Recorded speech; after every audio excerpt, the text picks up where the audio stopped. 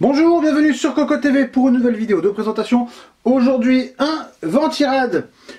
Une évolution d'un modèle qu'on connaît très bien puisqu'il s'agit de la énième déclinaison d'un Thermalright Macho avec le Macho Direct.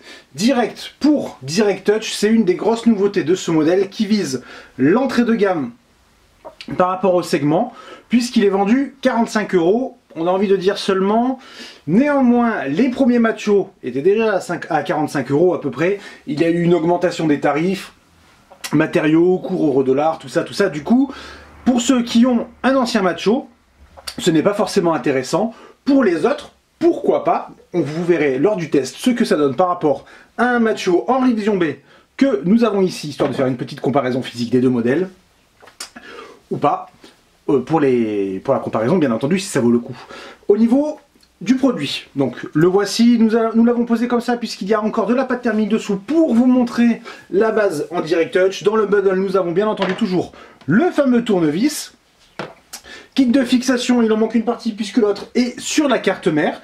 Et on récupère hop, le ventilateur qui passe en noir. Vitesse de rotation, sauf erreur de notre part, 300 tours par minute au minimum et 1300 au maximum. On regarde la boîte, c'est exact, 300, 1300.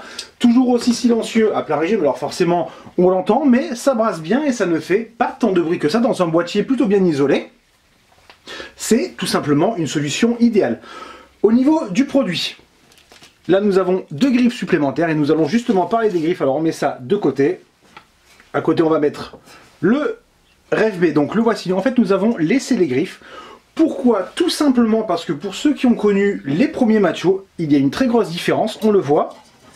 Ça ne bouge pas des masses. En fait, sur les premiers machos, la griffe pour le ventilateur était beaucoup plus longue. Du coup, on avait une marge de manœuvre en fait sur la position du ventilateur. Ici, c'est calé directement pour que l'eau du ventilateur soit au niveau des caloducs. Du coup, ça ne dépasse pas. Alors ça, c'est une très bonne chose. En revanche, ce qui est moins une bonne chose, tout simplement, c'est que la griffe, on en prend une autre à côté. Et bien voilà, il faut rentrer tout ça dans les ailettes. Et ça, clairement, c'est pas évident. Nous n'avons jamais été fans des griffes de Thermalright, mais alors là, de les avoir raccourcies et d'avoir laissé une aussi grosse longueur à passer dans les ailettes, et bien c'est pas facile, ça prend du temps, on tord tout. Cela dit, comme on peut le constater, on peut y arriver. Néanmoins, on ne les enlève plus une fois qu'on les a mis. Trop compliqué. Le produit par rapport au Macho RFB, première constatation, nous n'avons plus le petit top noir. Nous sommes sur une finition basique. Les caloducs ne sont plus anodisés, mais surtout, il n'y en a plus que 5, alors que l'ancien, il y en a 6. Moins de performance donc.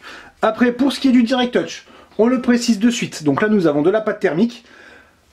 Le produit que nous avons n'est pas le même que celui qui est en boutique. Au niveau des performances, ça ne devrait pas changer grand chose. En revanche, au niveau de la pâte thermique, ça devrait changer beaucoup de choses. Alors on va l'approcher en espérant que l'autofocus fonctionne correctement. On peut le constater très facilement. Ce n'est pas plat, il y a un petit écart entre chaque caloduc, mais il y a surtout un petit écart entre la base en aluminium, qui d'ailleurs comprend désormais le kit de fixation. Alors ça, c'est tout simplement un excellent point. Donc un petit écart entre les caloducs et la base en aluminium sur la hauteur. Qu'est-ce que ça signifie? Tout simplement, vous avez pu le voir, on l'espère, que la pâte thermique va passer entre les caloducs et pour le nettoyage, tout simplement, c'est la grosse galère. C'est dommage, parce qu'à part ça, il n'y a pas grand chose à dire. Les tests, nous les avons déjà fait quasiment tous. Les performances, on les connaît et on peut vous dire que ça envoie plutôt du lourd, même par rapport au RFB, du coup c'est une solution intéressante. Pour la publication, très rapidement, en attendant, on vous souhaite une bonne fin de journée.